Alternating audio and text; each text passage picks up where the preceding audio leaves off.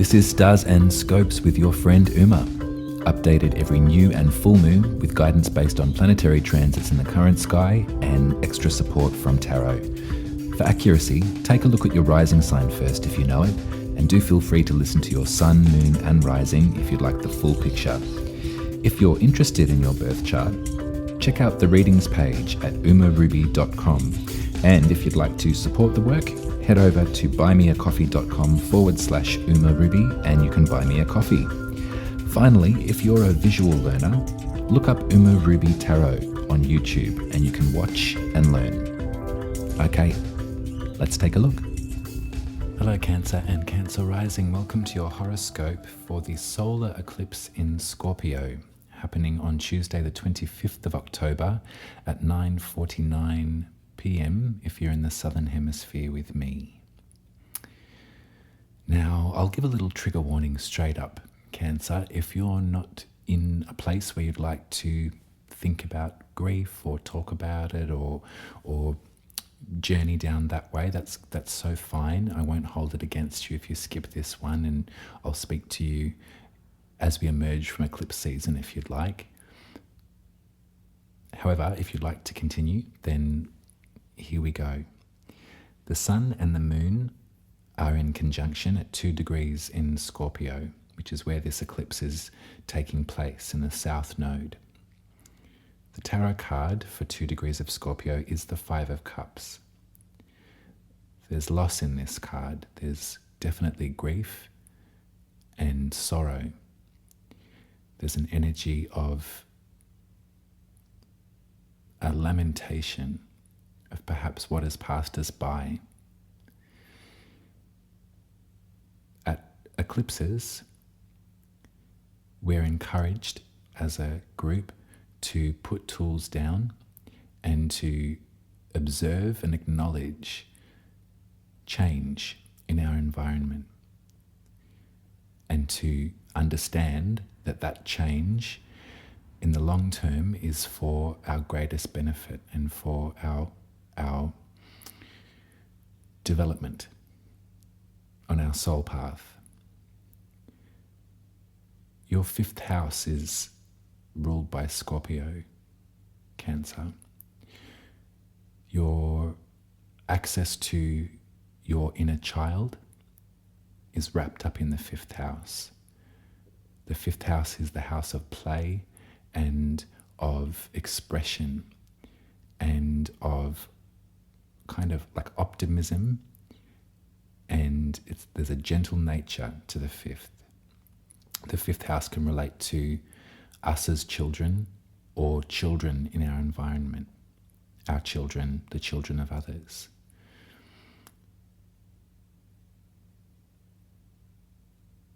I feel that this might be a lovely time for you to allow some of that water to flow. I'm being mindful of repeating myself in each reading. However, I think that there's something as a group that we might all come to find that we need one another over this next bit of time, over these next eclipses. Scorpio energy is fixed water. So think of ice. Think of the rigidity and protection, maybe of the symbol of ice, of an iceberg. Also think about how deep an iceberg goes.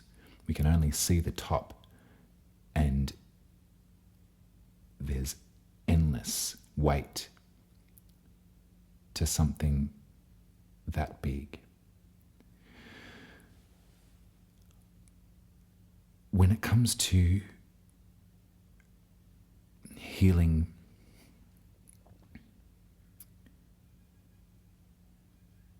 to recognizing and to healing trauma of times gone by, when it comes to making friends with the little person that you were before the trauma, and I said this before, sometimes it can be difficult to put the mind back far enough to think of a time when that was. But the essential part of you that still exists in you is such a tool for making progress. When fear or sadness or grief starts to build up in our system, when we start to feel that we are becoming a victim to our experiences and our pasts, when we feel that we are a failure in some way, or that we're defective in some way, or that the cards are stacked against us, and we feel that there's no room to grow, the best thing you can do is make friends with your inner child. Your relationships with children in your life will benefit from that, from you remembering who it was you were when you were a little person and what they were invested in, how they expressed themselves in the world, how they came to recognize that they were separate from their caretakers and that their individuation process began, their ego started to grow. That little individual is inside of you, and it will be until the day that you pop off. That essence, that feeling, that relationship is the one out of any other one to foster the most.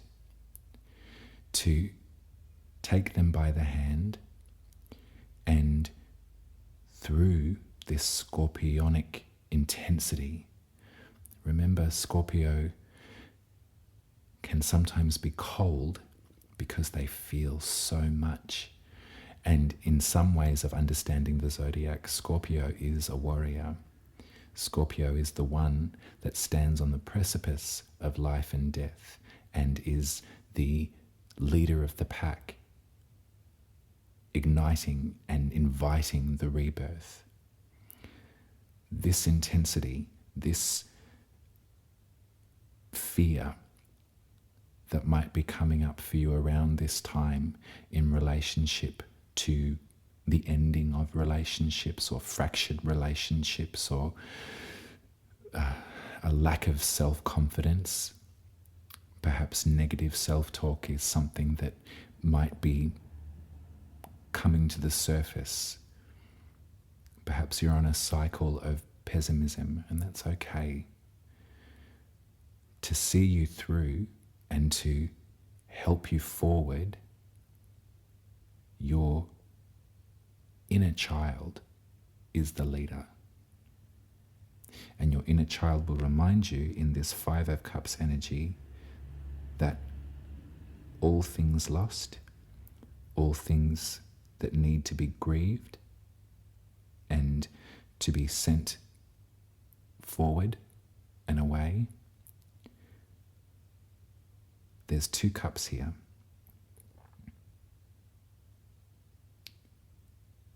Every ending is the beginning. Every loss creates space for something new.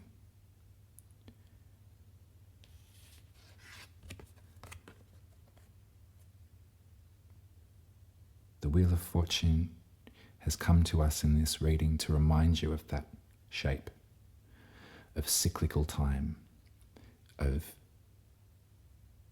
the natural, wonderful pattern that forms in a circle, round and round.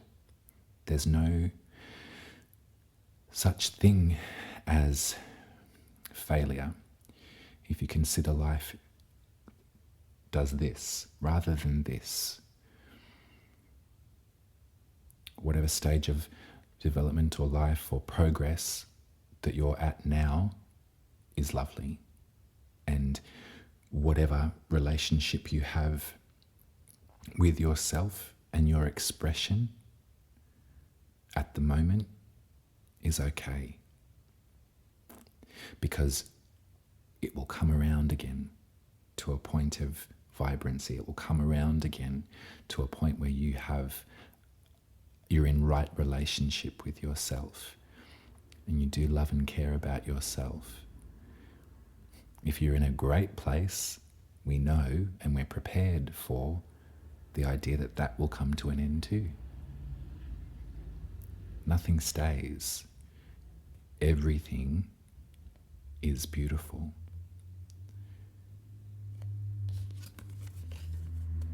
Through all of this, I feel that there is going to be some offer of inspiration. Something's going to come to you, Cancer, probably during this eclipse season. I would say, remember, if we think about eclipses as an external force of energy, an external propulsion, rather than trying to drum it up yourself, rather than trying to, to work with what it is that's available to you, I suspect that there will be some kind of offer that comes from your environment, that comes from spirit or from God or from the earth, whatever language you like to use, that connects you to something other than yourself.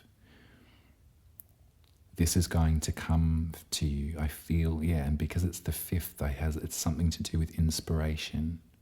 It's something to do with pride as well. Pride in something that only you can do.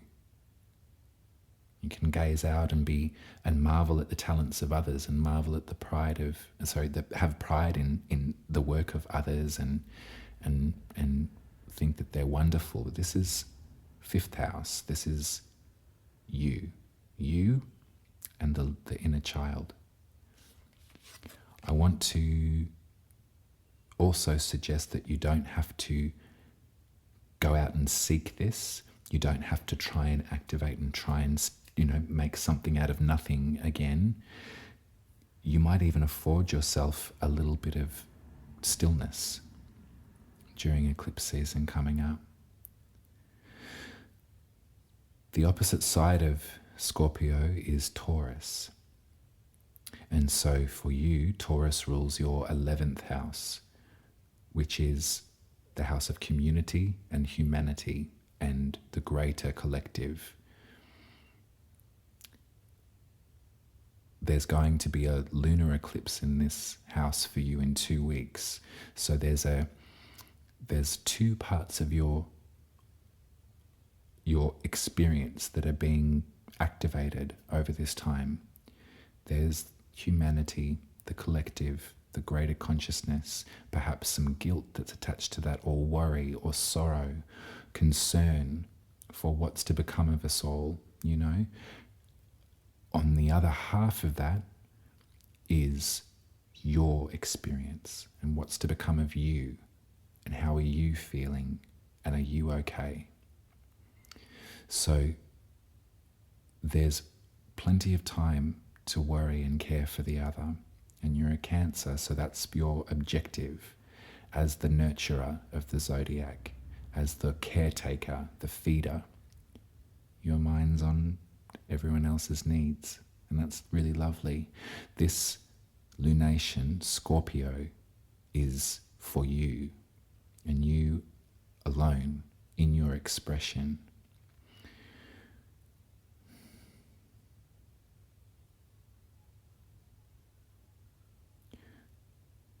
You're doing the best that you can, and you have so much to be proud of.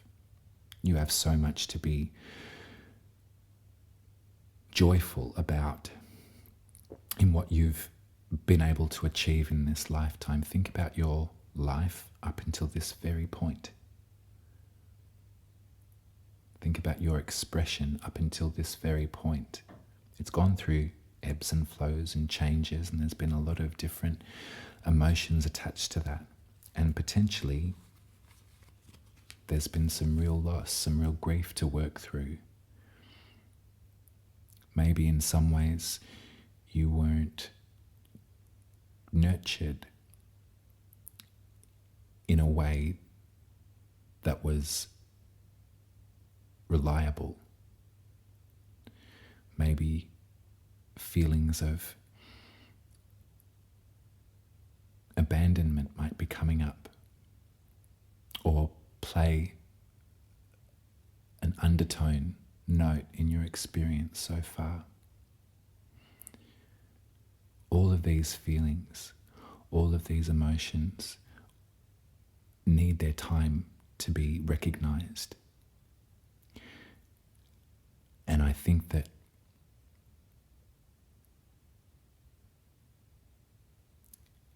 the first step is to be able to express that to yourself, and to be able to take the small version of you by the hand and to give them a cuddle and to let them know that you're safe. You're safe now. And that together you can grieve the losses, and together you can be proud of one another. Think about that little version of you and imagine through their eyes. Imagine how proud of you right now they would be. I would imagine that that pride is golden. That's your reading, Cancer. You can head to umaruby.com and get your birth chart read. And I will be speaking to you in 2 weeks at the full lunar eclipse in Taurus. So this is the moment where we expand our viewpoint and we come to regard humanity itself. And we come to have a think about and say a prayer for life on earth. I love you very much, Cancer. Be gentle with the eclipse. Do what you need. Close the blinds if you need to. Or not. Go be amongst people. Don't be frightened of the astrology. Never, never, never. Use it as a tool for reconciliation. Use it as a tool for self-acceptance. I'll speak to you soon. Bye.